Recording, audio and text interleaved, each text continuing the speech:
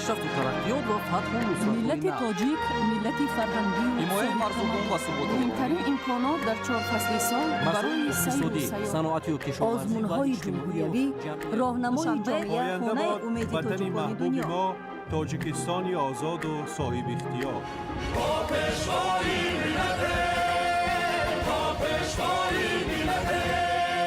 دوست باشید، اتفاق باشید، شکرانه همین دولت کنید، شکرانه همین سرزمین کنید، شکرانه کنید که چنین وطن عزیز و محبوب دارید.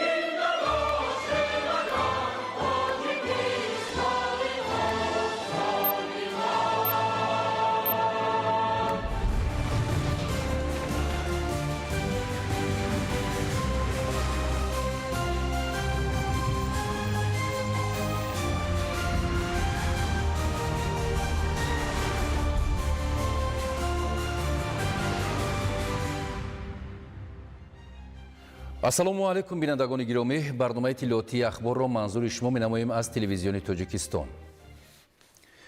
имрӯз дар қасри миллат президенти ҷумҳурии тоҷикистон пешвои миллат муҳтарам эмомалӣ раҳмон бо сарвазири гурҷистон ираклӣ кобахидзе ки бо сафари расмӣ дар раиси як ҳайати баландпояи кишвари дӯст дар тоҷикистон қарор дорад мулоқот намуданд. пас аз анҷоми мулоқот президенти ҷумҳурии тоҷикистон пешвои миллат муҳтарам эмомалӣ раҳмон ва муҳтарам сарвазири гурҷистон ираклӣ кобахидзе барои намояндагони воситаи ахбори омма нишасти матбуотӣ оростанд. 19 июн дар қасри миллат президенти ҷумҳурии тоҷикистон пешвои миллат муҳтарам эмомалӣ раҳмон бо сарвазири гурҷистон иракли кобахидзе ки бо сафари расмӣ дар раъси як ҳайати баландпояи кишвари дӯст дар тоҷикистон қарор дорад мулоқот намуданд.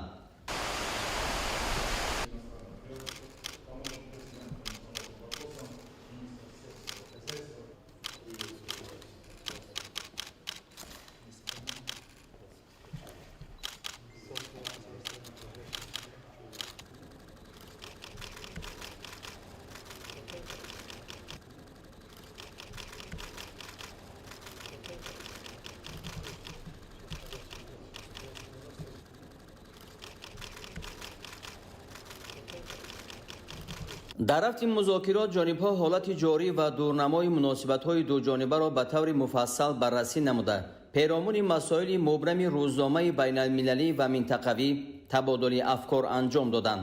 зимни суҳбат аҳамияти фаъол кардани муколамаи сиёсӣ ва тамосҳои созандаи корӣ дар сатҳҳои гуногун таъкид гардида ба тавсеяи робитаҳои байнипарлумонӣ ва тақвияти нақши дипломатияи парлумонӣ дар муносибатҳои ду кишвар ишора карда шуд.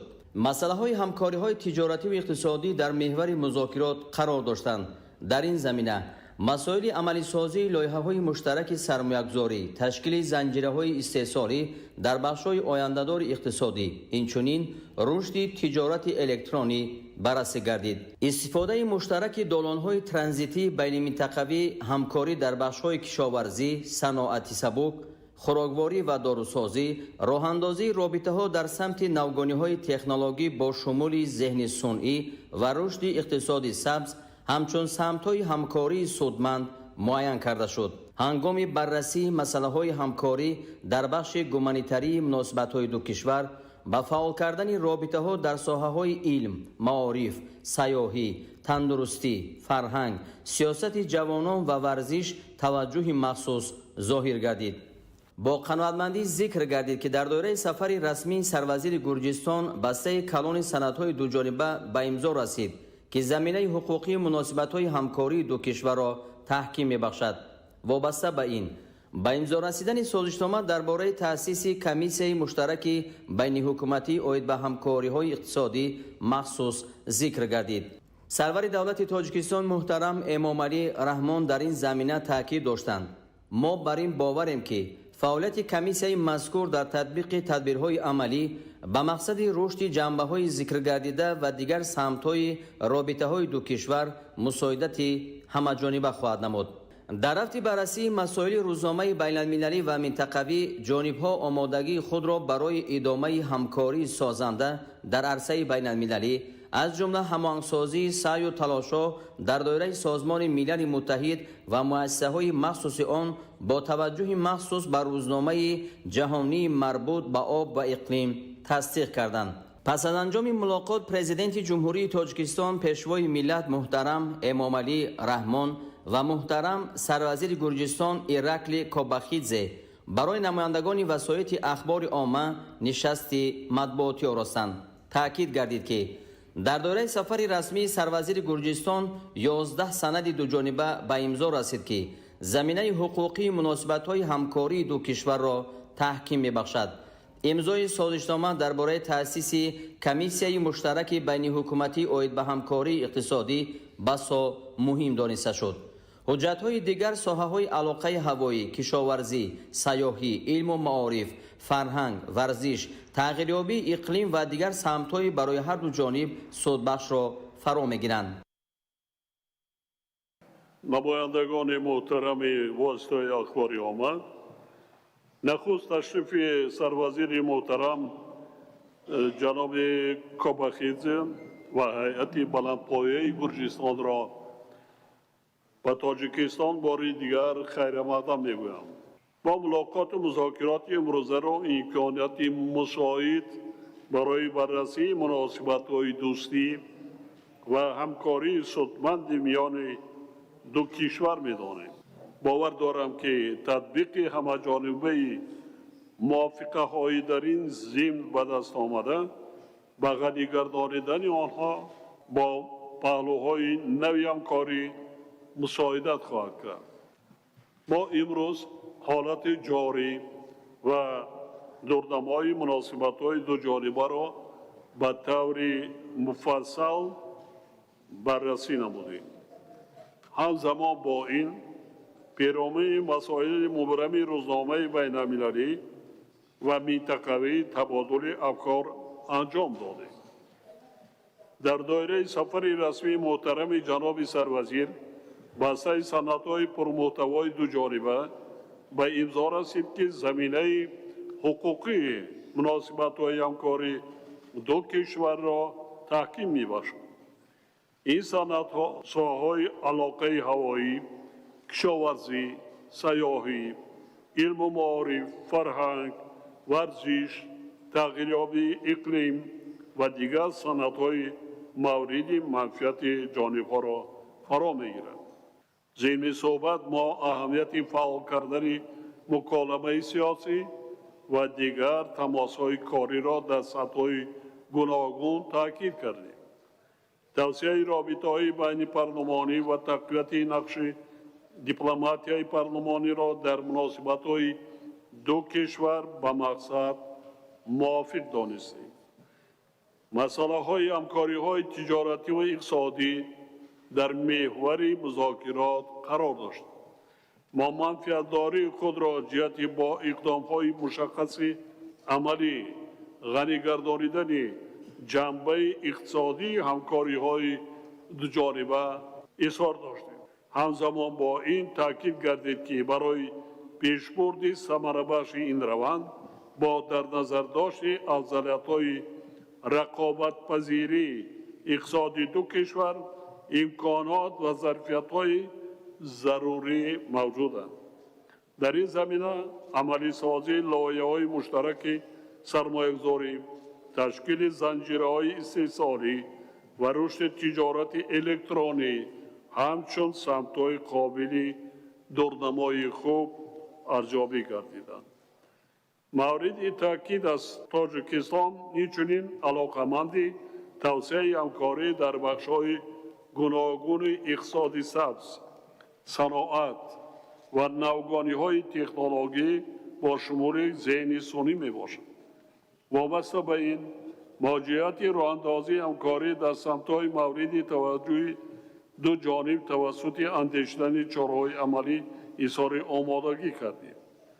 شاخه‌های صنعت سبک‌راگواری، استخراج و کارکرد محصولات، داروسازی و اگرصنعتی از جمله چنین سمت‌ها دانسته شدند. از توسعه رابطه‌ها در بخش‌های ترانزیتی و نقلیاتی، کشاورزی، سیاحی و تندرستی جانبداری نمودیم. امروز بین دو کشور سازشنامه درباره تأسیس کمیسیون مشترک بین حکومتی آید به همکاری‌های اقتصادی به امضا رسید.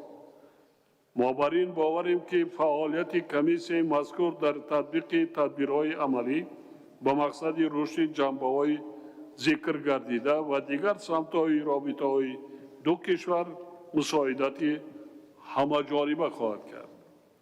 ما با گسترش رابطه‌ها در ساحه فرهنگی و گومانیتری همچون عنصری مهم تقویت عنعنه‌های دوستی و حسن تفاهم میان مردمان کشورهای ما توجه مخصوص ظاهر کردیم.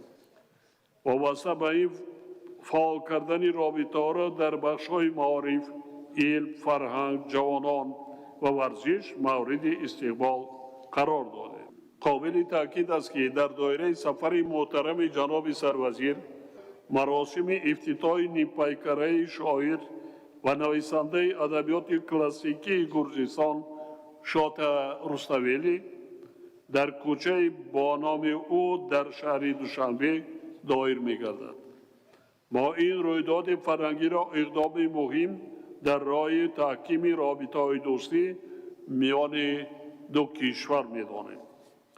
در رفت مذاکرات ما مکالمه و رابطه‌های سازنده کشورهای ما را در دایره نهادهای بسیار جانبه اظهار قناعتمندی می‌کنیم. در این زمینه ادامه تجربه خوب دو کشور را در عرصه بین‌المللی بخصوص در سازمان ملل متحد و مؤسسه‌های مخصوص آن جایگاه موفقیت‌های دو کشور دانستیم. تاجیکستان از همکاری با گرجستان آید به مسائل روزمره بین‌المللی از جمله در پیشبرد روزنامه جهانی مربوط به آب و اقلیم اظهار قناعتمندی می‌نماید. ما به ضرورت سعی و تلاش‌های مشترک جهت کاهش دادن تاثیر عاقبت‌های تغییرات اقلیم و محیط زیست تاکید کرد. در زمینه بررسی موضوع امنیتی مسائل مقاومت مؤثر و تهدید و خطرهای معاصر در مرکز توجه ما قرار داشت. در فرجام می‌خواهم تاکید نمایم که موافقه‌های در رفت ملاقات‌های امروز به دست آمده با تاکید بر رشد باثمر آنها دردمای مناسبت‌های کشورهای ما را در مجموع مشخص می‌سازند. تاجیکستان نتیجه‌های مذاکرات انجام یافته را که در فضای سازندگی و همدیگر فهمی صورت گرفتند عامل تکانبخش مناسبت‌های دو کشور در همه ساحه‌ها می‌داند. اطمینان دارم که اقدام‌های امروز مطرح گردیده اساس استراتژی رشد منبعده رابطه‌های دو کشور را تشکیل خواهد کرد. اکنون با کمال میل رشته سخن را به مهمان گرامی سروزیر محترم گرجستان می‌دهم. مرحمت جناب کاباخیدзе.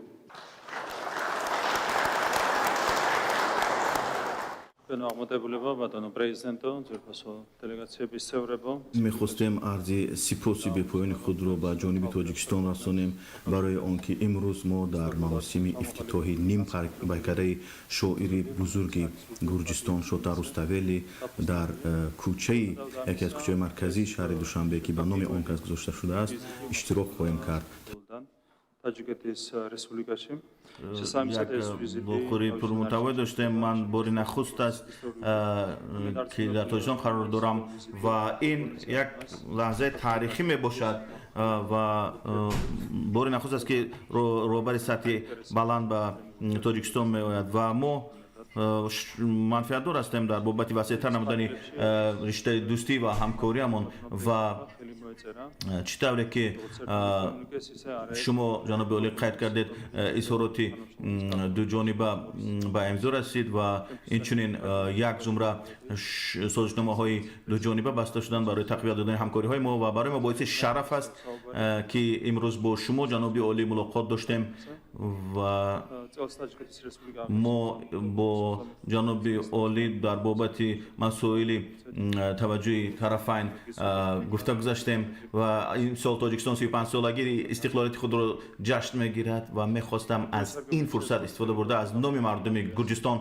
میخواستم با تاجیکستان تبریکاتمان را رسانیم و شکوفایی را آرزومندیم و تاجیکستان و اینچنین از این فرصت استفاده برده برای دستگیری تمامیت ارضی گرجستان میخواستیم و جانب تاجیکستان عرض سپاس بیان کنیم و ما اینچنین جنبه های مختلف رو بررسی نمودیم. همکاری بین گرجستان و تاجیکستان در سمت های به واسطه همکاری که ما داریم در عرصه بین المللی در چارچوبه سازمان ملل و دیگر نهادها و البته ما هوسمند وسعت دادن همکاری در سمت رشد سودا و اقتصاد هستیم و اینچنین در همه سمت هایی که نامبر کرده شدن اقتدار بزرگی هست، امکانات بیشتری هست بابت وسعت دادن همکاری بین دو کشور و البته از طرف هر دو جانب این نقطه ها قید گردیدن و اینچنین ما تمرکز میکنیم با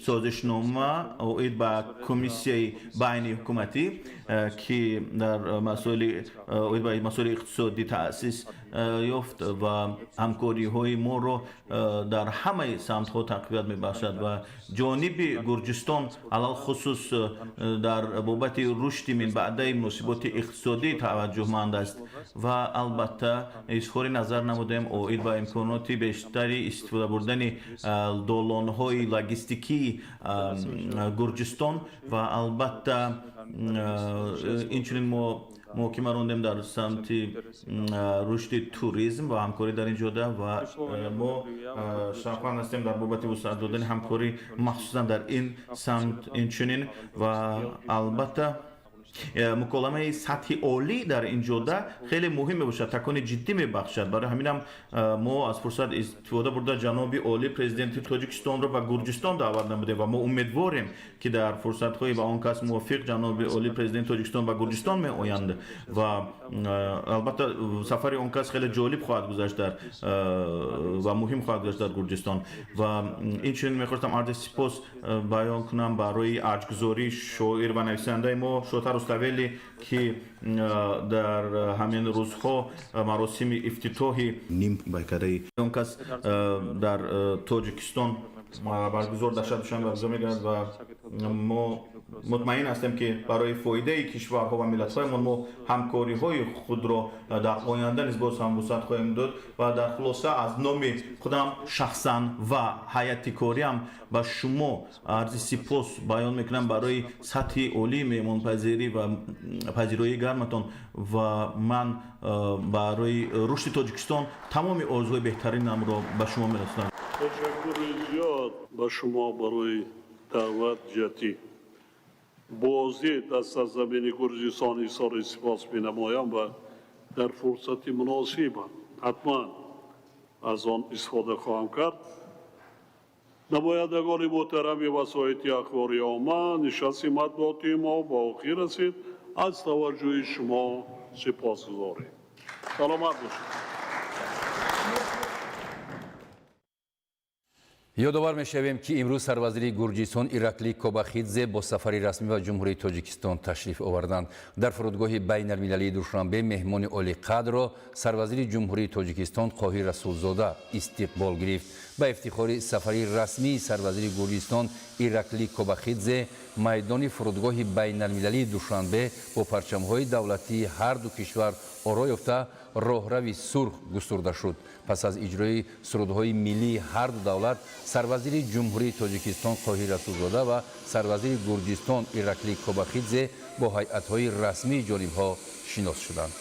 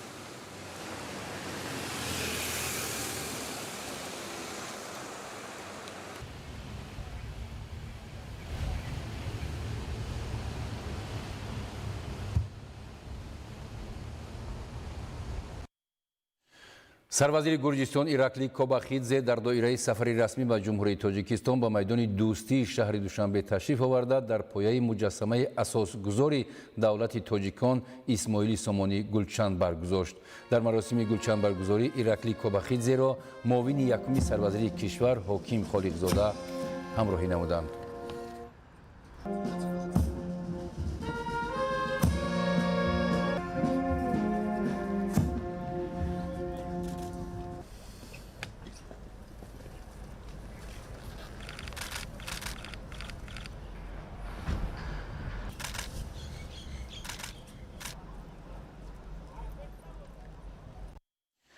дар шаҳри Душанбе мулоқоту музокироти миёни ҷумҳурии Тоҷикистон ва Гурҷистон бо иштироки сарвазири ҷумҳурии Тоҷикистон Қоҳир Расуда ва сарвазири Гурҷистон Иракли Кобахидзе баргузор гардид.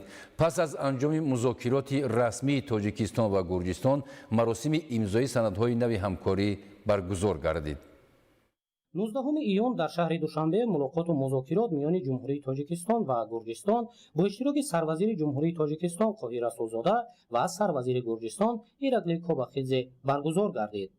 сарвазирони Тоҷикистон ва Гурҷистон дар мулоқоту музокирот вазъ ва дурнамои муносибатҳои миёни ду кишварро мавриди муҳокима қарор доданд. сарвазири ҷумҳурии Тоҷикистон Қоҳир Расулзода изҳор дошт ки сафари расмии сарвазири Гурҷистон ба Тоҷикистон дар муносибатҳои миёни ду кишвар марҳилаи наву муҳимеро боз менамояд. изҳор гардид дар таърихи муштараки кишварҳо нақши дӯстони гурҷӣ дар рушди илми тоҷик соҳаҳои сохтмон, меъморӣ ва тандурустӣ мақоми намоён дорад. тавре гуфта шуд, соли гузашта гардиши савдои миёни Тоҷикистон ва Гурҷистон беш аз 37% ва танҳо дар 4 моҳи соли 2026 64% афзоиш ёфтааст. зимни музокироти расмӣ ҷонибҳо омодагии худро ҷиҳати тақвияти ҳамкорӣ дар соҳаҳои иқтисоду тиҷорат, нақлиёту логистика, энергетика, саноат, кишоварзӣ, маориф ва фарҳангу сайёҳӣ таъкид намуданд. дар ин замина аҳамияти таъсиси комиссияи байниҳукуматии Тоҷикистон ва Гурҷистон оид ба ҳамкории иқтисодӣ таъкид гардид. ҳамзамон масоили таҳкими ҳамкорӣ дар соҳаҳои илму маориф, ташкили мубодилаи олимону донишҷӯён, роҳандозии барномаҳои ҳунарӣ, намоишгоҳҳо, фестивалҳо ва рӯзҳои фарҳангӣ дар ҳарду кишвар, истифодаи имкониятҳои сайёҳӣ, аз ҷумла рушди сайёҳии экологӣ, кӯҳӣ ва табобатӣ, инчунин ташкили хатсайрҳои мустақим ва мунтазами ҳавоӣ мавриди таваҷҷӯҳ қарор гирифт. пас аз анҷоми музокироти расмии Тоҷикистон ва Гурҷистон маросими имзои санадҳои нави ҳамкорӣ баргузор гардид. санадҳои имзошуда инҳоянд: ёддошти тафоҳум миёни ҳукумати ҷумҳурии Тоҷикистон ва ҳукумати Гурҷистон оид ба ҳамкорӣ дар соҳаи тарбияи ҷисмонӣ ва варзиш, протоколи ҳамкорӣ миёни вазорати корҳои хориҷии ҷумҳурии Тоҷикистон ва вазорати корҳои хориҷии Гурҷистон, созишнома миёни ҳукумати ҷумҳурии Тоҷикистон ва ҳукумати Гурҷистон дар бораи таъсиси комиссияи миёниҳукуматӣ оид ба ҳамкории иқтисодӣ, ёддошти тафоҳум миёни агентии назорати давлатии молиявӣ ва мубориза бо коррупсияи ҷумҳурии Тоҷикистон ва идораи аудити давлатии Гурҷистон дар самти муқовимат бо коррупсия, созишнома миёни ҳукумати ҷумҳурии Тоҷикистон ва ҳукумати Гурҷистон оид ба алоқаи ҳавоӣ, ёддошти тафоҳум оид ба ҳамкорӣ миёни палатаи ҳисоби ҷумҳурии Тоҷикистон ва идораи аудити давлатии Гурҷистон, ёддошти тафоҳум оид ба ҳамкорӣ дар соҳаи осебпазирӣ, арзёбии хавфҳо, мутобиқшавӣ ва кам кардани таъсири тағйирёбии иқлим миёни Кумитаи ҳифзи муҳити зисти назди ҳукумати ҷумҳурии Тоҷикистон ва вазорати ҳифзи муҳити зист ва кишоварзии Гурҷистон, созишнома миёни ҳукумати ҷумҳурии Тоҷикистон ва ҳукумати Гурҷистон оид ба ҳамкорӣ дар соҳаи маориф ва илм, созишнома миёни ҳукумати ҷумҳурии Тоҷикистон ва ҳукумати Гурҷистон оид ба ҳамкорӣ дар соҳаи сайёҳӣ, ёддошти тафоҳум миёни вазорати кишоварзии ҷумҳурии Тоҷикистон ва вазорати ҳифзи муҳити зист ва кишоварзии Гурҷистон оид ба ҳамкорӣ дар соҳаи кишоварзӣ, ёддошти тафоҳуми ҳамкорӣ миёни вазорати фарҳанги ҷумҳурии Тоҷикистон ва вазорати фарҳанги Гурҷистон дар соҳаи фарҳанг. пешвои миллат, ташаббускор ва таҳкимбахши сулҳу ваҳдати ҷаҳонӣ таҳди ҳамин дар шаҳри Душанбе бо ибтикори Кумитаи иҷроияи ҳаракати ваҳдати миллӣ ва эҳёи Тоҷикистон ҳамоиши ҷумҳуриявӣ баргузор гардид. гузориши Мансури Ҷалол. در شهر دوشنبه تحت عنوان پیشوای ملت تشبسکار و تحکیم بخش صلح و وحدت جهانی همایش جمهوریوی برگزار گردید. چرابینی مذکور با ابتکار کمیته اجرایی حرکت وحدت ملی و احیای تاجیکستان در مؤسسه تحصیلات میانه عمومی نزد سرریاست معارف شهر دوشنبه دایر شده و تحلیل نقش پرزیدنت جمهوری تاجیکستان پیشوای ملت محترم امامعلی رحمان در تحکیم صلح و ثبات وحدت ملی و بلند برداشتن نفوذ بین المللی تاجیکستان بخشیده شد. در کار همایش نمایندگان مقامات دولتی، عالمان و کارشناسان و فعالان جامعه اشتراک نموده دایر به دستاوردهای مهم دوران صاحب استقلالی و نقش پیشوای ملت در تحکیم صلح و ثبات کشور اندیشه‌رانی نمودند. ضمن سخنرانی تاکید گردید که محض با شرافت سیاست خردمندانه و تلاش‌های پیوسته پیشوای ملت تاجیکستان از مرحله دشوار تاریخی گذشته بر راه رشد استوار و سازنده وارد گردید. اشتراکچیان همچنین نقش تاجیکستان را در پیشبرد تشبس‌های بین‌المللی عاید به تحکیم صلح، همکاری و تامین امنیت جهانی مهم ارزیابی کردند. конференсияи мазкур пеш аз ҳама мо ба насли наврас яъне ки хизматҳои шоёни пешвои маъзами миллатро ки дар даврони ин соҳибистиқлолӣ ба миллати тоҷик ба халқи тоҷик намуданд онҳоро боз такроран яъне бигем баён менамоем ки насли навраси мо имрӯз ба қадри ин хизматҳо шоистаи пешвои маъзами миллат расанду имрӯз боз ҳам дар донишу малакаи худро яъне ки баланд бардоранд ва дар оянда соҳибкас шуда ба ватани миллати худ содиқона хизмат кунанд. در جریان همایش مسئله‌های خودشناسی ملی، ارزش‌گذاری به ارزش‌های استقلال، تربیت نسل جوان در روحیه وطن‌دوستی و مسئولیت شناسی مورد بررسی قرار گرفته، تاکید شد که حفظ صلح و وحدت ملی وظیفه مقدس هر یک شهروند کشور میباشد. در انجام چاره‌بینی اشتراکداران برگزاری چنین همایش را در تحکیم خودشناسی ملی، ترغیب ارزش‌های دولتداری و تربیت جوانان مهم ارزیابی نموده، آمادگی خود را برای سهمگذاری در رشد منبعدی کشور ابراز داشتند. امروز در مجلس نمایندگان مجلس عالی جمهوری تاجیکستان جلسه دایر به مسئله‌های مهاجرت، بلند برداشتن سطح آگاهی شهروندان پیش از سفر به خارج کشور، کسب آموزی و رعایت قانون و عادت و عنعنه‌های دولت بودباش برگزار شد. ابراز گردید که امروز در شرایط جهانی شوی و رشد بازار بین المللی مهنت روندهای مهاجرت در جهان با سرعت تغییر می‌یابند. مهاجرت موفقانه مهنتی نه تنها ملکه‌های کسبی بلکه دانستن زبان‌های خارجی را نیز طلب می‌کند که رقابت‌پذیری شهروندان را بلند برداشته برای پیدا نمودن کار مناسب در خارج مساعدت می‌نماید. در فرجام واخوری وکیلان مجلس نمایندگان و سوال و درخواست‌های خود پاسخ‌های صحیح گرفتند. در شهر دوشنبه جلسه کاری عاید به نشاندهنده‌های شبکه‌های برق شهر و ناحیه‌های تابع جمهوری برگزار گردید که در آن مسئله پیشگیری تلفات و غیر قانونی استفاده نیروی برق در 5 ماه سال 2026 و پیشگیری استفاده غیر قانونی و غیر مقصدناک نیروی برق در شبکه‌های تقسیمات برق ناحیه‌های تابع جمهوری مورد بررسی قرار گرفت. گزارش اهل‌دین شهاب‌الدین و محمد سعید کمال.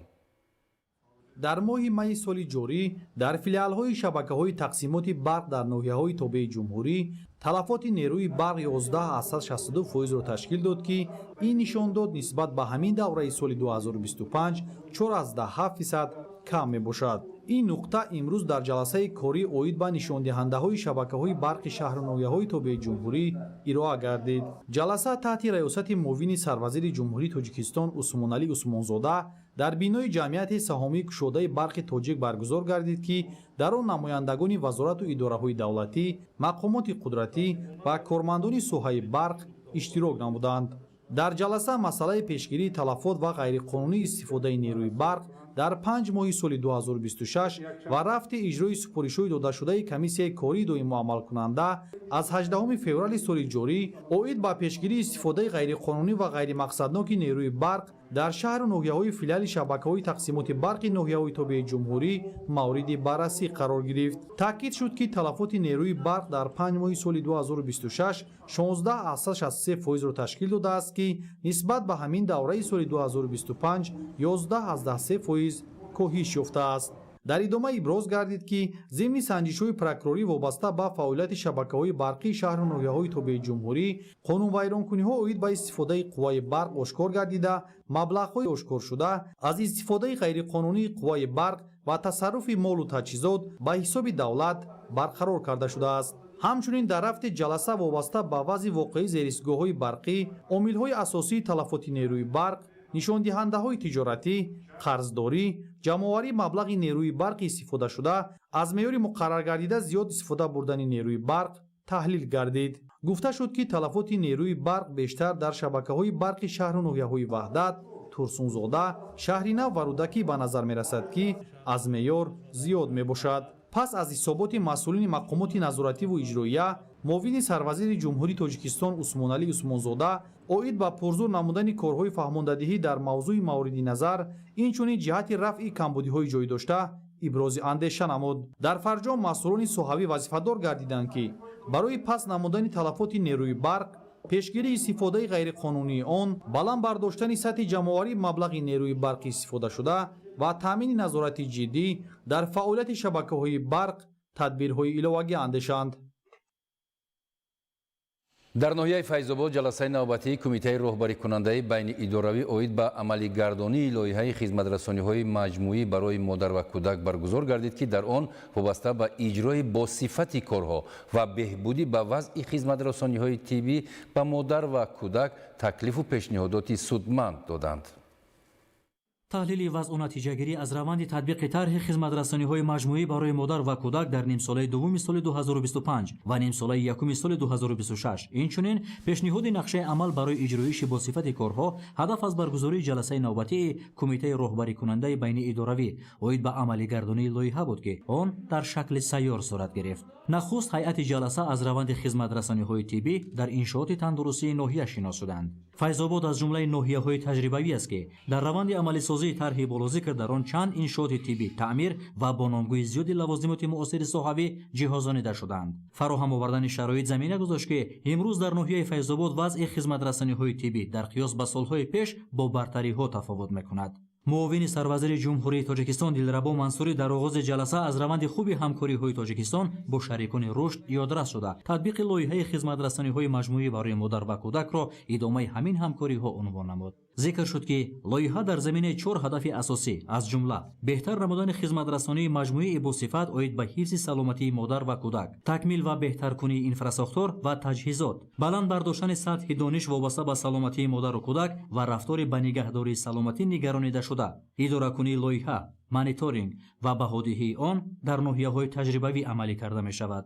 тариқи сохтмон ва азнавсозии муассисаҳои тандурустии ноҳияҳои таҷрибавӣ, баландбардоштани сифати хизматрасонии тиббӣ ва дар заминаи он ба табобату муоинаи босифат фаро гирифтани аҳолӣ аз ҷумлаи ҳадафҳои асосӣ дар раванди татбиқи лоиҳа маҳсуб меёбад. طبق معلومات در دوره حساباتی در ناحیه‌های تجربوی رشت و فیض‌آباد، بیناهای مرکزی سلامتی، بیمارخانه‌های مرکزی، مرکزهای تشخیص و طبابت و شعبه تولد نوسازی و با مؤثرترین دستگاه و تجهیزات صحوی جهازانیده شدند. در سیومین ناحیه تجربوی شمس‌الدین شاهین اجرایش کارهای ساختمانی در بیمارخانه مرکزی و مرکز سلامتی ناحیوی 100% اجرا شده است. پس از تطبیق با ثمر لایحه در سه ناحیه تجربوی در اساس فرمان پرزیدنت جمهوری تاجیکستان از 10 ایون سال 2024 درباره سازشنامه گرانتی بین جمهوری تاجیکستان و بانک آسیایی رشد، عملی سازی لایحه خدمت‌رسانی‌های مجموعی برای مادر و کودک، مبلغ گذاری اله‌ای در مؤسسه‌های تندرستی ناحیه‌های دنغره، عینی و درواز آغاز گردید. در همین زمینه در ناحیه دنغره ساختمان شعبه تولد با 80 کت بستری آغاز شده تا امروز کارهای بنیادکاری بیشتر از 15% اجرا شده است. در ناحیه درواز ساختمان بیمارخانه مرکزی با 100 کت خواب و در ناحیه عینی شعبه تولد با 40 کت بستری به نقشه گرفته شده است. وابسته به دیگر مسائل‌ها که برای رسیدن به هدف نهایی بهسازی صفت خدمت‌رسانی به مادر و کودک را تامین می‌کند، اشتراکچیان جلسه فکر و اندیشه‌های خود را پیشنهاد نموده قرارهای دخلدار قبول نمودند. امضای قانون جمهوری تاجیکستان درباره عفو از جانب پرزیدنت جمهوری تاجیکستان پیشوای ملت محترم امامعلی رحمان برای هزارها عائله تاجیک مژده خوش و پیام امید گردید. این اقدام بشردوستانه بار دیگر از سیاست انسان پرورانه و غمخواری پیوسته رهبریت عالی کشور نسبت به سرنوشت شهروندان شهادت می‌دهد. حالا توجه نمایید به اندیشه‌های ساکنان کشور. این یک خصلت انسان دوستانه، یک خصلت رحمدلی راهبر دولت را نشان میدهد. کسانی که آزاد میشوند امروز زندگی را خوب فهمیدند و امروز با یک خرسندی کلان به خانه برمیگردند. در دوام 35 سال 18 مراتب در یگان دولت این خیلی عفو شدگی نیست. این یک رفتار انسان دوستانه راهبر دولت را نشان میدهد. قانون درباره عفو مقام اجرایی محلی حکومت دولتی و دیگر مقامات دولتی را وظیفه‌دار می‌سازد که شخصانی از مؤسسه‌های اجرای جزا آزاد شده با کار تامین نمایند. قانون به مناسبت 35مین سالگرد استقلالیت دولتی تجلیل عالی عدالت، رحم و شفقت و بزرگی معنوی دولت و ملت ماست. آن دل هزاران مادران و کودکان را شاد نموده به خانه‌ها فیض و برکت و وحدت و همبستگی آورد. اعلان گردیدن قانون‌های عفو از جانب اساسگزار صلح و وحدت ملی، پیشوای ملت، پرزیدنت جمهوری تاجیکستان محترم امامعلی رحمان نمونه عالی سیاست انسان دوستانه می باشد. این عمل خیر نشان می دهد که دولت به شهروند خود باور دارد. در دایره کارهای آبادانی به استقبال جشن 35 سالگی استقلال دولتی مرحله دومی منفرشکنی راه چیمتپه شراره آغاز گردید. این اقدام بنیادکارانه با سهم صاحبکاران راه اندازی شد. مرحله دومی منفرشکنی راه چیمتپه شراره از سرحد جماعت شهرک شراره آغاز گردید. برای اجرای کارهای راهسازی تکنیک‌های مخصوص سفربر کرده شدند. نخست متخصصان با مقصد بلند برداشتن استواری و صفت راه پیش از خوابانیدن اسفالت گرم با تکنیک‌های مخصوص در راه مذکور مواد بیتومی پوشیدند که آن برای مستحکمی قبت‌های راه اهمیتی کلان دارد. باید گفت که پهنایی راه طبق اطلاع مسئولین 8 متر بوده، غفصی قبط اسفالت 12 سانتی متر را تشکیل می‌دهد. کارهای منفرشکنی راه مذکور با استفاده امکانات‌های موجوده و با رعایت معیارهای معاصر ساختمانی عملی گردیده برای بهتر نمودن شرایط رفت و آمد ساکنان و رشد اینفراستراکچور محل مساعدت خواهد کرد. امروزها مشاهده می‌گردد که در گوشه و کنار شهر ایسار کارهای سازندگی وسعت تازه کسب می‌کند. مسئولین مقامات اجرایی حکومت دولتی شهر با ساکنان و فعالان جماعت‌های شهرک و دهات وابسته به وسعت دادن کارهای آبادانی و سازندگی به ترتیب آوردن کوچه و محله و در و دیوار منزل‌های زیست اهالی ملاقات انجام داده با این راه ساکنان را به چنین کارهای آبادانی بیشتر جلب می‌نمایند. بیش از یک ماه باز این جانب خواجگیداران ناحیه میر سعید علی حمدانی به جمع‌آوری حاصل غله و پولزی و سبزیجات مشغول می‌گردند. در زمین‌های خالی شده کشتی تکراری را وسعت بخشیده ایستادند. گزارش همکاران ما در این خصوص. در جماعت شهرک و دهات ناحیه میر سعید علی حمدانی خواجگی‌های دهقانی و کооپراتیوهای تجارتی تخمی پروری هر پرچه زمین را ثمرناک استفاده برده ضرورت تکنیکی و سبزیجات و پولیزی کشت نمودند. کооپراتیو تجارتی تخمی پروری میرزای غفار واقع در جماعت دهات دشت گلا از سال 2018 اینجانی فعالیت نموده کشت و پرورش پخته، غله و مکای دان را بر راه مانده در تامین خواجگی‌های خرد و بزرگ ناحیه با تخمی اعلی‌صفت سهمی نظر است دارد. با اطلاع مسئولان کооپراتیو طی سال‌های تا اینجانی به بیش از 80 خواجگی‌های دهقانی ناحیه تخمی خوش‌صفت دسترس می‌نماید. اهل زحمت کооپراتیو تجارتی تخمی پروری میرزای غفار حاصل گندم را الکی جمع‌آوری و ذخیره نموده است. ثمره خوبی مهنت کشاورزان ناحیه در نتیجه زحمت صادقانه و استفاده مقصدناک زمین‌های کورم ارزیابی می‌گردد. در میدان 13172 گکتار زراعت‌های گوناگون کش کرده شده است. از جمله 6000 گکتار کشتی پخته و 3876 غله‌دانگی‌ها در باقی مانده زمین‌ها پولزی و سبزیجات‌ها کش کرده شده است. حاصلناکی گندم و دیگر سبزیجات‌ها هم امسال به نهایت خوب شده ایستاده است. زیاده از یک ماه می‌شود که الکی خواجگی‌های دهقانی با جمع‌آوری سبزیجات، غله‌دانگی‌ها، لوبیگی‌ها و دیگر گونه سبزیجات‌ها مشغول می‌باشند. در خواجگی‌های دهقانی و کооپراتیوهای 30 ساله ناحیه میر سعید علی حمدانی مدنیت استفاده بری زمین و گرفتن دوسه حاصل از هدف‌های اساسی اهل زحمت محسوب یافته. کشاورزان برای با محصولات تر و تازه تامین نمودن بازار استعمالی قانع گردانیدن طلبات ساکنان، ذخیره مواد غذایی، اینچنین فرا گرفتن ساکنان با جایهای کاری موسمی تدبیرهای عملی را سامان می‌دهند. در جامعه دهاتی پنجرود ناحیه میر سعید علی حمدانی نشوننمای همه زیرات کشنموده زحمتکشان خیلی خوب مشاهده کرده می شود که این از نظام خوبی کاری مردی دهقان شهادت می‌دهد. این شب و روزها خواجگیداران با دلگرمی از ثمره خوبی زحمت به جمع‌آوری محصولات کشاورزی بخصوص پلیزی‌ها مشغول می‌باشند. باعث خوشنودی اهل زحمت این ناحیه اگراری است که در موسم امساله خواجگیداران نسبت به سالهای قبلی حاصل بیشتری محصولات کشاورزی را استحصال نموده در صحرا و شفت راههای اتومبیلگرد پیشنهاد خریداران می‌گردانند. اهل زحمت خواجگی‌های دهقانی و کوآپراتیوهای استحصالی جماعت دهات قهرمان و خواجه مومین ناحیه میر سعید علی حمدانی با استفاده از توصیه عالمان متخصصان انتخاب تخمی اعلی‌صفت، دسترسی به آب پلیزی، زرخیمیکات‌ها و رعایت قاعده‌های اگرotechniکی به افزون نمودن استحصال محصولات کشاورزی و تامین ثبات استعمالی ساکنان مشرف گردیدند. از 962 گکتار غلادونگی که در قطار اون گندم و جو میباشد، دهقانان از هر گکتاری به مقدار 35 سنتنری گندم حاصلناکی رو جمع کردند. کشتی پخته باشد از 1241 گکتار 100% اجرا شده است. سالی روان ساکنان زحمتپیشه این ناحیه در برابر تامین سبد استعمالی ساکنان مملکت اینچنین 15150 تن پیاز به خارج مملکت صادرات نموده منفعت خوب اقتصادی به دست آوردند. برابر جمع‌آوری حاصل غله، سبزیجات بروقتی و پلیزی‌ها خواجگیداران کشتی تکراری زراعت کشاورزی را وسعت بخشیده ایستادند. طوری معلوم گردید در زمین‌های خالی شده کشاورزان اساساً کشتی تکراری پخته، شالی و مکایدان را بر راه ماندند. تا امروز کارها در این سمت از روی نقشه ادامه دارد. طبق دورنما برای کشتی تکراری زراعت‌ها 8040 گکتار پیش بینی شده است.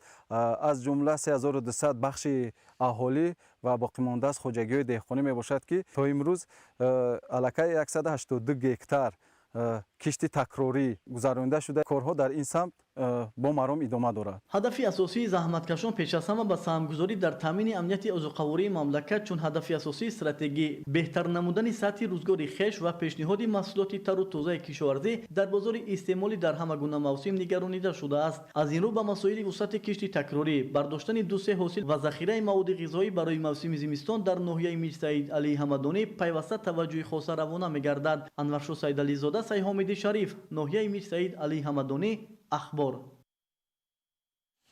در خواجگی‌های چروادار جمهوری معرکه دره و ذخیره خوراک چروا با سرعت ادامه دارد. هدف اساسی تامین ذخیره کافی خوراک خوش‌صفتی چروا برای از زمستان سالم و بی‌تلف برآوردن سرشمار و بلند برداشتن محصولناکی چروا است که به فراوانی این محصولات نیازی اول مساعدت می‌کند. حفظ و استفاده ثمرناک ذخیره‌های طبیعی از جمله علفزارها و چراگاه‌ها یکی از راه‌های مهم رشد استوار کشاورزی و بهتر نمودن سمت چرواداری در مملکت به شمار می‌رود. این عامل امکان می‌دهد که استحصال گوشت، شیر و دیگر محصولات کشاورزی بیشتر گردد. زیاده از 70% خراجات‌های در چرواداری می‌شدگی محض به همین خوراک به خوراندن و به ذخیره خوراک چروا وابستگی دارد. برای همین هم بعضی مستحکم خوراک چروا داشتن این برای چروادار به نهایت ضرورت دارد و در شرایط جمهوری ما که یکی از رستنی‌هایی که افزایش خوب دارد، حاصلناکی خوب دارد، این یونوچقا پرورش کرده می شود که این چی در خوراک چروای کلانی شاخدار و چی در خوراک چروای میله شاخدار خب همچون یک خوراک معمول، همچون یک خوراک خوش‌صفت بلند غذا استفاده برده می شود. در این خواجگی یوریاسان معرکه دره و ذخیره‌کنی یونوچقا و علف‌های طبیعی با سرعت ادامه داشته، کارمندان خواجگی با استفاده از روزهای مساعد برای جمع‌آوری و تأمین زمینه مستحکم خوراک چروا تلاش می‌نمایند. طبق دورنمای وزارت کشاورزی جمهوری تویستان در سال 2026 باید در خواجگی‌های شبکه زادپروری، خواجگی‌های جمعیتی و دهقانی زیاده از 3 میلیون تن خوراکی‌های شیردار و درشت جمع‌آوری کرده شود. هدف اساسی از راه‌اندازی کارهای صحرایی تأمین پوره چروا با خوراک خوش‌صفت و فراهم آوردن شرایط مساعد برای نگهداری و افزایش سرشمار چروای ذاتی میباشد.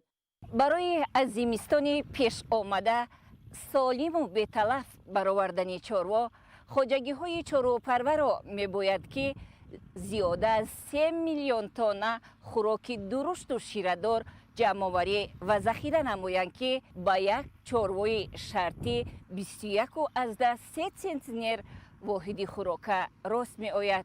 бо истифода аз техникаҳои гуногуни соҳа дар раванди дарав ҳамзамон бандубасти он мутобиқ ба талаботи агротехникӣ ба роҳ монда шудааст. масъулин иброз медоранд ки захираи кофии хӯроки чорво омили муҳим дар баландбардоштани масъулнокии соҳаи чорводорӣ буда барои афзун намудани истеҳсоли гӯшт, шир ва дигар маҳсулоти ширӣ заминаи мусоид фароҳам меорад. ин иқдом дар рушди соҳаи чорводории кишвар ва таҳкими амнияти озуқаворӣ саҳми назаррас хоҳад гузошт.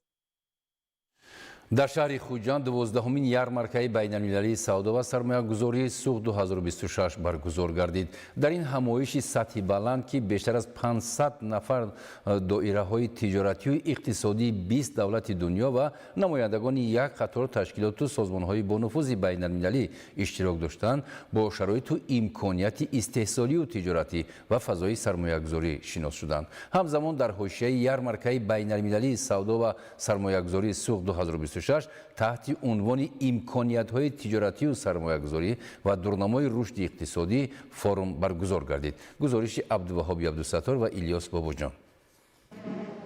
форуми байналмилалии имкониятҳои тиҷоратию сармоягузорӣ ва дурнамои рушди иқтисодӣ ки оғози 12-умин ярмаркаи байналмилалии савдо ва сармоягузории суғ 2026 ба ҳисоб меравад барои густариши ҳамкориҳо дар самту соҳаҳои гуногун аз қабили ташкили корхонаҳои муштараки саноатӣ, табодули молу маҳсулот ва тақвияти тиҷорату ҷалби бештари сармоя доираҳои тиҷоратию иқтисодии зиёда аз 20 давлати дунёро дар шаҳри Хуҷанд ба ҳам овард.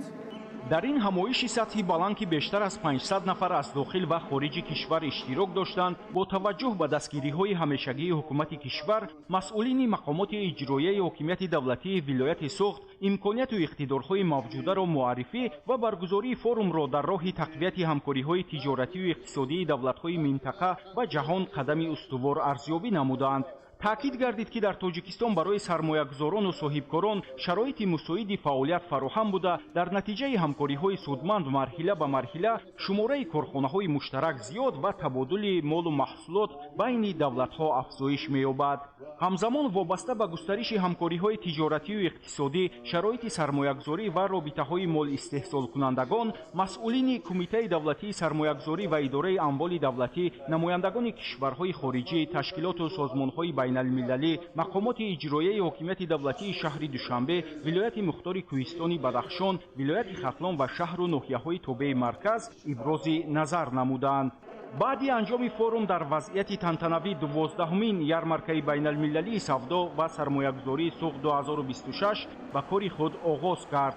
дар ин ярмарка бештар аз 200 корхонаю ширкатҳои истеҳсолӣ ва соҳибкорону тоҷирони ватанию хориҷӣ номгӯи зиёди молу маҳсулоти саноатӣ, кишоварзӣ, маснуоти ҳунармандӣ, техникаю таҷҳизот, барномаю лоиҳаҳои молиявию қарзӣ, сармоягузорӣ ва имконияту харитаҳои сайёҳиро пешниҳоду муаррифӣ намуданд. намояндагони кишварҳои хориҷӣ, ташкилоту созмонҳои бонуфузи байналмилалию минтақавӣ ва соҳибкорону тоҷирон аз намоишгоҳ дидан карда, оид ба роҳу имкониятҳои рушди ҳамкориҳои иқтисодӣ, ташкили истеҳсолоти муштарак, таъсиси намояндагиҳо, ҷалби бештари сармоя, афзун намудани табодули молу маҳсулот ва содирот, таклифу пешниҳоди худро ба миён гузоштанд. таъкид гардид ки вилояти суғди Тоҷикистон аз захираҳои табиӣ бой буда, дар ҳудуди он корхонаҳои коркарду истихроҷи тилло, нуқра, сурбу рӯҳ, ангишт, сангҳои ороишӣ ва ғайра мавҷуданд. ҳоло дар шаҳру ноҳияҳои вилоят бештар аз 1300 коргоҳу корхонаҳои саноатӣ фаъолият мекунанд ва наздики 300 номгӯи молу маҳсулот истеҳсол карда мешавад. ҷаноби олӣ гуфтанд ки тамоми захираҳоро ба баланд бардоштани иқтидори содиротии кишвар равона месозем. аз ҳамин сабаб ҳам ин барои соҳибкоро як фоли нек, барои молҳошона муаррифӣ кардан ба дигар давлатҳо, ба дигар соҳибкоро, ин бисёр кори хуб аст. муҳаррикии асосии тиҷорат ана ҳамин намоишгоҳ. ҳавасмандии доираҳои тиҷоратию иқтисодӣ барои зиёд намудани ҳаҷми содироти маҳсулоти кишоварзӣ ҳам бештар буда ҳамкорӣ бо шарикони рушд дар сатҳи баланд қарор дорад. طبق معلومات مسئولین همساله از ولایت سوخت به خارج مملکت بیشتر از 120,000 تن محصولات کشاورزی از جمله میوه تر و خشک، عسل و سبزیجات و فلزی‌های از لحاظ اکولوژی تازه به خارج مملکت صادرات کرده می شود. در دوام 5 ماه سال روان علاقه نزدیک 50,000 تن محصولات کشاورزی به خارج کشور انتقال شده است. Мы приехали, чтобы лучше познакомиться с этим регионом, узнать, какие здесь есть возможности, конечно же, познакомиться с новыми компаниями. И мне очень нравится уровень организации. И, конечно, лучше приезжать вживую, чтобы видеть, какую продукцию здесь можно покупать, импортировать, что можем мы экспортировать как страна. Я считаю, что это мероприятие может дать развитие и региону, и всем остальным странам, участницам, потому что это про взаимодействие. برای زیاد نمودن حجم گردش سودای خارجی نقشه‌های مکمل روی دست بوده در نتیجه توافقات حاصل شده در دایره برگزاری یارمارکه بین‌المللی سودا و سرمایه‌گذاری سوخت 2026 حجم صادرات باز هم تقویت می‌یابد. Много людей, много спрашивают, много интересуются. Все просто отлично. Ну и хотелось бы найти партнеров, то есть в том числе из тех стран, которые также принимают участие на выставке. Это страны не только Центральноазиатского региона, но и в целом большое количество стран из мира. البته برای ما هنرمندا همین نمایشگاه‌ها امکانی وسیع می‌دهد که هنر خود را بسیار معرفی کنیم و محصولات خود را در تمام دنیا فروشیم. با تاکید کارشناسان مسئله‌های اقتصادی با تشکیل و برگزار نمودن چنین نمایشگاه‌های سطحی بلند امکانیت و اقتدارهای موجوده همه‌جانبه معرفی گردیده در آینده حجم گردش سودای خارجی باز هم زیاد می‌شود. ярмаркаи байналмилалии савдо ва сармоягузории сух 2026 майдони хуб барои пешниҳод, баррасӣ ва таҳияву татбиқи лоиҳаҳо буда дар давоми 2 рӯз, яъне 18 ва 19 июн ширкату корхонаҳои истеҳсолии Тоҷикистон ва дигар кишварҳо маҳсулоти гуногунро муаррифӣ намуданд ва барои дарёфти бозори нав, табодули таҷриба, ҷалби сармоя ва таъсиси корхонаҳои муштарак созишномаҳои ҳамкориро ба имзо расониданд. عبدالوهاب عبدالستار، الیاس باباجان، شهر خوجند، اخبار. در شهرهای автомобилгарди وحدت، نورآباد، رشت عاقبت‌های آفات طبیعی برطرف کرده می‌شود. در این مسیر شاهراه سیل زیاده از 500 متر راه را خراب نموده بود که حالا رفت و آمد طریق راهروی تواروی عملی شده ایستاده است. گزارش در این خصوص. برای برطرف کردن عاقبت‌های آفت طبیعی در کیلومتر 140 شاهراه автомобилгарди بین‌المللی وحدت، نورآباد، رشت، لغش کارهای برقرارسازی چند روز باز ادامه دارد تا راه را از سیل تازه کرده رفت و آمد نقلیات برقرار کرده شود. در این قسمت شاهراه بار چهارم است که بر اثر فرآمدن سیل عظیم راه ماشینگرد بین‌المللی در محله سریقاش ناحیه نورآباد ضرر دیده. آفت طبیعی ده‌ها گکتار میدان کشت زراعت‌های کشاورزی دهقانان را به پورگی نیست و نابود کرده است. در موضع اصل ضرر دیده راه автомобилгард اساساً تکنیک‌های مؤسسه دولتی نگهداری راه‌های автомобилгарди ناحیه نورآباد و اداره منطقوی کار کرده ایستادند تا مشکلات جای داشته برطرف گردد. زیرا یکی از راه‌های اساسی کشانیدن بارهای خواجگی خلق و رفت آمد مسافران از ناحیه‌های کوهستان و پایتخت کشورمان اساساً طریق نقلیات زمینی صورت می‌گیرد. این است که هنگام بارشات باران و زیادشوی مجرای دریاها از معیار مقرری باعث پیدا شدن آفت‌های طبیعی گردیده. این عامل‌ها تا اندازه به حرکت معتدل نقلیات تأثیر خود را می‌رساند. عین زمان برای رفت آمد نقلیات در این مسیر شاهراه راه موقتی گشاده شده است تا رفت آمد نقلیات به دیگر ناحیه‌ها تامین کرده شوند. همین طریق جهت رفع عاقبت‌های آفت طبیعی ساختارهای صاحب جد و جهد دارند تا راه پوره برقرار گردیده حرکت معتدل نقلیات در شاهراه автомобилгарди بین‌المللی منطقه به طور دائمی تامین کرده شود. ایدیگل محمود، دادرجان میرزازاده برای برنامه اخبار از منطقه رشت. در پالاتای سودا و صنعت جمهوری تاجیکستان مراسمی به امضارسی یادداشت تفاهم بین پالاتای سودا و صنعت جمهوری تاجیکستان و اتحادیه سرمایه‌گذاری سیستم فدراسیای روسیه برگزار گردید. این اقدام در دایره گسترش مناسبت‌های متقابلا سودمند اقتصادی بین جمهوری تاجیکستان و فدراسیای روسیه عملی شده، باز یک قدم مهم در تحکیم همکاری‌های تجارتی و سرمایه‌گذاری به حساب می‌رود. در زمینه رابطه‌های متقابلا سودمند تاجیکستان و فدراسیای روسیه بین پالاتای سودا و صنعت جمهوری تاجیکستان و اتحادیه سرمایه‌گذاری IFK سیستم فدراسیای روسیه یادداشت تفاهم به امضا رسید. سند مذکور را رئیس پالاتای سودا و صنعت جمهوری تاجیکستان فرهادشاه رحمانعلی زاده و پرزیدنت کارپوراسیای سهامی مالیوی جمعیت سیستم فدراسیای روسیه تاگیر صدیقов به امضا رسانیدند. Меморандум направлен на начало того самого сотрудничества между бизнес-сообществом Республики Таджикистан и группой компаний АФК «Система». В наших интересах активы в 38 отраслях экономики. Это медицина, это сельское хозяйство, это логистика, это товары народного потребления и так далее, и так далее. در دایره یادداشت امضا شده جانب‌ها نقشه دارند که همکاری بین جامعه‌های تجارتی دو کشور رشد همکاری تجارتی و اقتصادی را که با گسترش همکاری بین المللی اقتصادی نگرانیده شده است تقویت بخشند. این سند می‌تواند برای رشد بخش خصوصی، تأسیس جای‌های نوی کاری، بهتر گردیدن محیط سرمایه‌گذاری و وارد شدن تکنولوژی‌های معاصر به اقتصاد ملی زمینه مساعد فراهم سازد. امروز در شهر دوشنبه اوید به نظام آبرسانی و دسترسی به آب نوشاکی همایش کارشناسان دایر شد. در چاره‌بینی تحکیم نظام آب نوشاکی و بهداشت محیط زیست با اشتراک مقامات وکالتدار دولتی در سمت تطبیق ثمرناک آن و شریکان رشد معرفی گردید. گزارش فخرالدین محمد یوسف. طرح سیستم مکمل نوسازی و نظام بهداشت از روی آموزش طلبات و امکانات راه اندازی می‌گردد. اینک مسئله تبادل تجربه و هماهنگی برای ثمرناکی کارها در زمینه هدف‌های بهداشت از جانب مقامات وکالتدار دولتی در ساحه خودجگی منزلی و کمونالی از جمله تامین آبی آشامیدنی، بهداشت، برآوردن به ضرر نمودن پرتاب‌ها، آبادانی، نگهداشت فوند منزل و خرمگردانی در جمهوری تاجیکستان به میان گذاشته شد. در چاره‌بینی با اشتراک علمان و متخصصان در سمت تطبیق هدف‌های رشد استوار خاصه دسترسی به آب آشامیدنی معروضه‌ها معرفی شده. تاکید گردید که در جمهوری تاجیکستان با تکیه بر نقشه‌های مشخص عمل، تطبیق لایحه‌ها و برنامه‌های مشخص دولتی در سمت بهداشت و استفاده ثمرناک منبع‌های آبی با جلب علمان و کارشناسان موفق تطبیق می‌گردد. در شرایط امروز رشد نظام آبیاری خاصه دسترسی به آب آشامیدنی و بهداشت در ساحه خودجگی منزلی و کمونالی چون مسئله مهم محسوب یافته.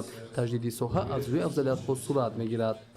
در چاره‌بینی امروزه کارشناسان مقامات دولتی همزمان شریکان رشد جمع آوردند که یکی از پیشنهادها و توصیه‌های بهترین و تجربه بین‌المللی را برای بالام برداشتن ساحه آب تامین‌کنی و بهداشت را بررسی نمایند. در جمهوری تاجیکستان با در نظر داشت امکانات از روی کنسپسیون مکمل فعالیت از جانب کمیته خودجگی منزلی و کمونالی نزد حکومت جمهوری تاجیکستان نقشه مشخص فعالیت پیش گرفته شده است. امروز دستاوردها و عملی کردن نقشه‌ها باید به تامین آب آشامیدنی با وسیع‌سازی دایره فراگیری عملی می‌گردد که از سرمایه‌گذاری‌ها وابستگی زیاد دارد. در جریان معرفی لایحه‌ها تاکید شد که بهره تطبیق هدف‌های رشد از روی تجربه نو استفاده تکنولوژی‌های معاصری داریم از جمله دسترسی به آب و استفاده مقصدناک آن عملی می‌گردد. فخرالدین محمد یوسف با حضور استم اخبار. در ناحیه دنقره روزهای استراحتی در همه جماعت‌های دهات و مرکز ناحیه از جانب ساکنان و کارمندان تشکیلات و مؤسسه‌ها عکس‌های تازگی و کارهای دستجمعانه آبادانی دایر می‌شود که به بهتر گردیدن محیط زیست مساعدت می‌نماید. گزارش صلاح‌الدین نعمتزاده در این خصوص. бо дар назардошти мавсими гармӣ баҳри тоза нигоҳ доштани муҳити зист дар ноҳияи данғара аксияи тозагии шоҳроҳ ва соҳил гузаронда шуд. дар ин корҳои оммавии экологӣ сокинони деҳоти себистон шурӯъ аз назди манзили зист ва дигар ҷойҳои ҷамъиятӣ асосан шоҳроҳи душанбе кулобро ки аз ҳудуди ноҳияи данғара мегузарад аз ҳар гуна алафҳои бегона ва партовҳо тоза карда онро безарар гардониданд. тибқи маълумот ҳамин гуна аксияву корҳои дастаҷамонаи ободонӣ дар доираи нақшачорабиниҳои мақомоти иҷроии ҳокимияти давлатӣ ва шуъбаи ҳифзи муҳити зист дар ноҳияи Данғара ҳафтаи як маротиба рӯзҳои истироҳатӣ дар ҳама ҷамъиятҳои деҳот ва маркази ноҳия аз ҷониби сокинон ва кормандони ташкилоту муассисаҳо гузаронда шуда, мардум бо амри дил ва ҳисси баланди хештаншиносию ватандорӣ дар чунин корҳои ободонию созандагӣ ва беҳтар кардани муҳити зист иштирок менамоянд. сокинони ҷамъияти деҳоти лоҳур низ дастаҷамъона шафати роҳи мошингарди бухтар Данғараро, ки аз ҳудуди ин деҳот мегузарад, тоза намуданд. дар ин тадбири тозагӣ ҳамчунин масъулину сокинони ҷамъияти деҳоти Сангтудаи ноҳияи Данғара, соҳили дарёи Вахш ва обанбори нерӯи барқии обии Сангтударо тавассути қайиқҳо аз ҳар гуна партовҳои сахти маишӣ ва пластикӣ тоза намуданд. барои сазовор ҷашн гирифтани 35-солагии истиқлолияти давлати ҷумҳурии Тоҷикистон дар 9 ҷамъаи шаҳраки деҳоти ноҳия аксияи тозагии маҳал, шоҳроҳ ва соҳил бо иштироки ташкилоту муассисаҳо гузаронида истодааст. мо кӯшиш мекунем ки аксияи тозагиро зиёд намоем, масалан ҳар гуна партовҳоро аз шоҳроҳу маҳалҳо сари фарқ бартараф намоем. мавриди зикр аст ки анҷоми ҳамин гуна тадбирҳои оммавии экологӣ метавонад дар баробари тозаву озода нигоҳ доштани муҳити атроф ҳамзамон баҳри баланд бардоштани маърифати экологии сокинон мусоидати фаъол намояд. Салоҳиддин Неъматзода, Завқибек Абдураҳмон, ноҳияи Данғара, Ахбор. даври аввали марҳилаи гурӯҳии ҷоми ҷаҳони футбол 2026 ба анҷом расид. дар 8 рӯзи мусобиқа 24 бозӣ доир гардид. ҳоло таваҷҷӯҳ ба бозиҳои даври дуюми марҳилаи гурӯҳӣ равона шудааст. шарҳи рӯйдодҳои